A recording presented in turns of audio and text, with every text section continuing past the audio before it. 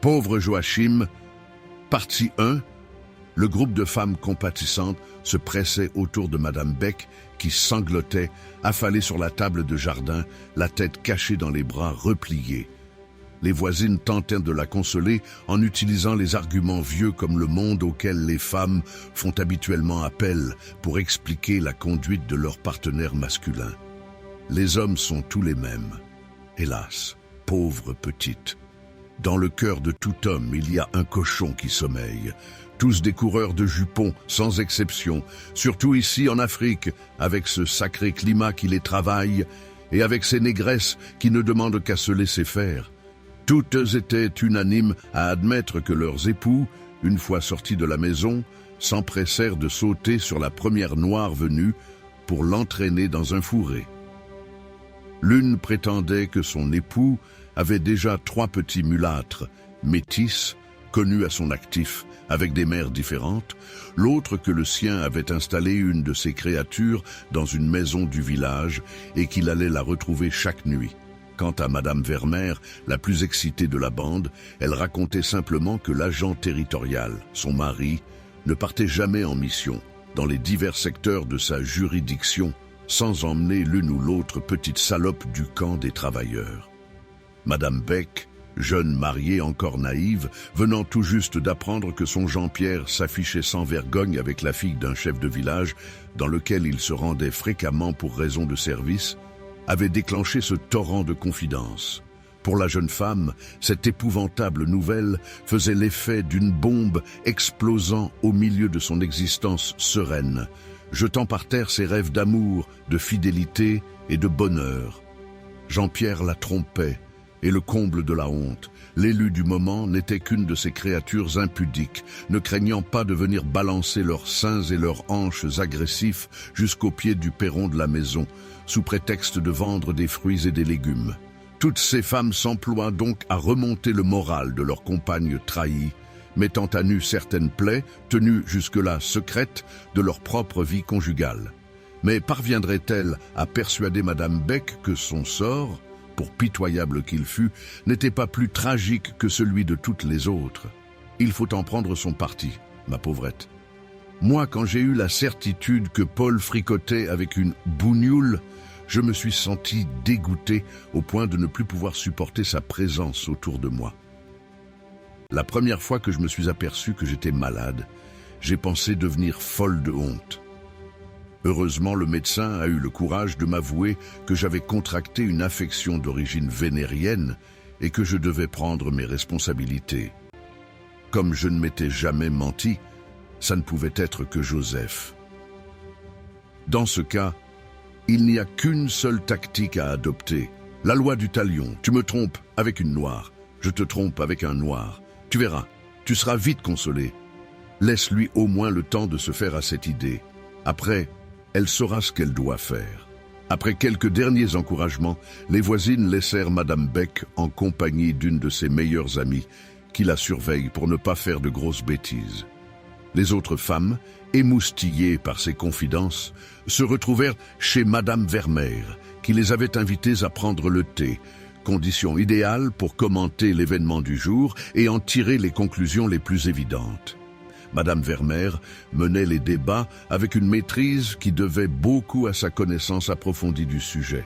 Personne n'ignorait que son mari fut un chaud lapin qui n'honorait que très rarement sa femme de ses faveurs. Il préférait courir la négresse et il le faisait avec ardeur et conviction. Jusqu'à ce jour, toutes ces dames croyaient que Madame Vermeer ne voyait pas les incartades de son mari. Or, il s'avérait qu'elle n'ignorait rien de son infortune, puisqu'elle proposait des remèdes qui en disaient long sur ses expériences personnelles. L'une de ses bonnes amies lui reprochait précisément de s'être montrée un peu trop crue, trop brutale avec leur jeune voisine, en lui suggérant de mettre en pratique le précepte connu par tout un chacun, œil pour œil, dent pour dent. Et que diable veux-tu qu'elle fasse d'autre, cette enfant? Accepter tranquillement, supporter cette trahison infâme, tolérer que son mari aille se soulager chez ses vilaines guenons, attendre avec patience et résignation qu'il veuille bien venir de temps en temps lui faire la charité d'une brève et sale étreinte? Tu n'as pas l'impression de noircir un peu trop le tableau? Cela veut dire que toi, quand ton mari rentre à la maison, après avoir malaxé à pleine main les chairs grasses et puantes de sa putain noire, tu es toute heureuse de lui ouvrir ton lit et tes jambes? Henriette, ne sois pas vulgaire. Pourquoi cela te gêne tellement de regarder la vérité en face et d'appeler les choses par leur nom? Tu trouves peut-être que ton mari est gentil, délicat et prévenant quand il te ridiculise devant tout le monde? Bien sûr que non. Mais de là à pousser cette fille à... Cela veut dire que tu ne t'es jamais vengé de cette humiliation en lui rendant la monnaie de sa pièce. Henriette, tu m'embarrasses beaucoup. Comme si tu t'imaginais qu'on ne le sait pas. Qui a pu te dire?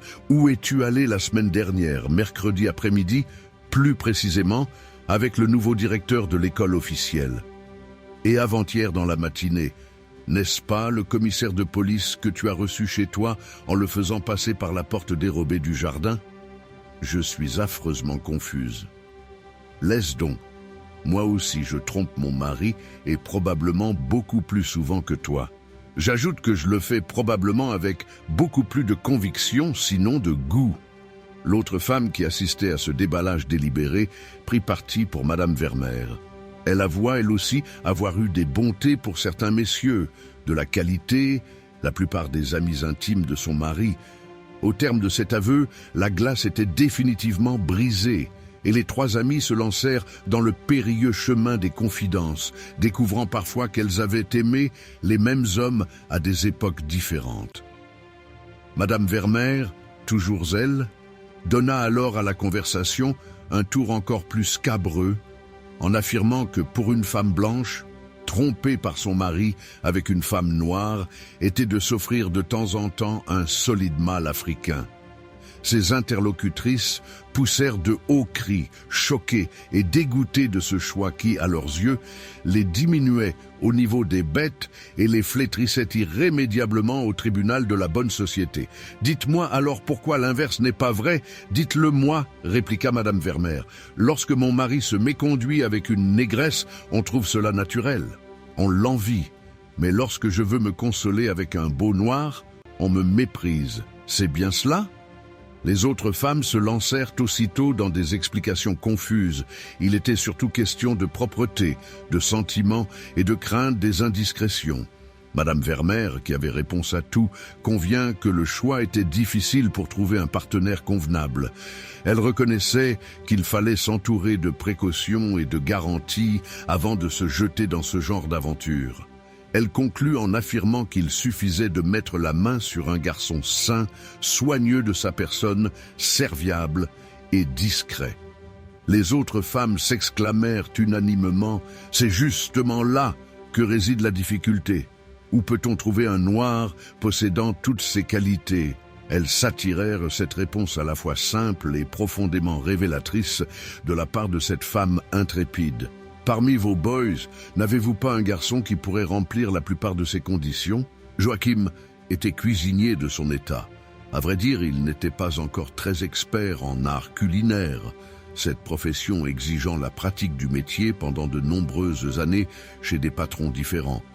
En fait, Joachim n'était que garçon de maison, ce qui l'autorisait à mettre de temps en temps la main aux casseroles pour aider la patronne.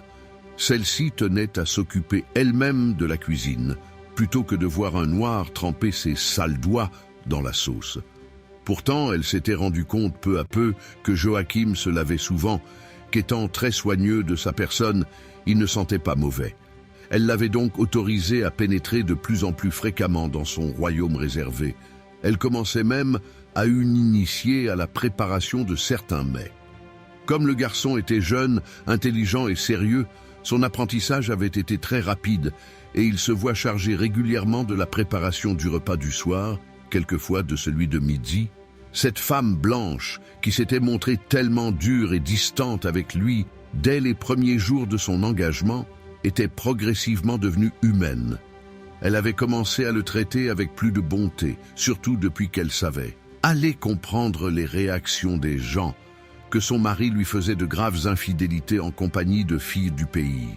C'était pourtant une belle femme, bien faite, appétissante et aux rondeurs impressionnantes. Son mari, agent de l'administration territoriale, avait néanmoins pris goût à la femme noire et délaissa ouvertement cette épouse blanche que beaucoup lui envient. Négligée, Madame Vermeer n'avait pas été en peine de trouver des suppléants pour recevoir les hommages que son tempérament impérieux réclamait, mais que son conjoint ne lui accordait plus désormais qu'avec la plus grande simplicité. Comme il vivait dans l'intimité du ménage, Joachim assistait en témoin indifférent aux escapades du patron et au défoulement de la patronne.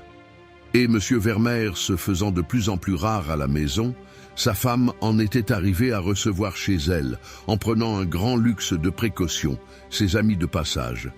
Ceux-ci glissaient invariablement des petits pourboires à Joachim, afin de surveiller avec conscience les abords de la villa, pendant que ses amants s'occupaient activement dans la chambre. Ainsi, Joachim était devenu progressivement l'homme de confiance, si le confident de Madame Vermeer, avant que ne survienne la bouleversante aventure qui allait faire de lui l'égal d'un blanc. L'agent territorial était parti depuis 2 jours en brousse pour procéder à la perception de l'impôt annuel. Il en avait au moins pour une quinzaine de jours avant de rentrer à la maison. Madame Vermeer en avait profité pour prendre ses aises et donner rendez-vous à son dernier ami en titre, un jeune substitut au parquet de première instance qui venait de plus en plus fréquemment en mission dans la région. Celui-ci avait trouvé extrêmement reposant et avantageux de prendre pour maîtresse cette belle femme sevrée d'amour dont le mari était si souvent absent et qui semblait d'ailleurs se préoccuper fort peu des aventures de sa femme. Le substitut, auprès de qui Joachim avait été chargé de porter un message l'invitant à passer vers le début de la soirée, était donc attendu avec la plus grande impatience par Madame Vermeer.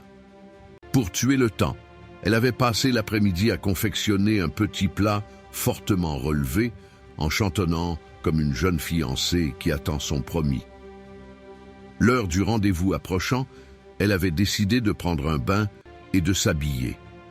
Joachim avait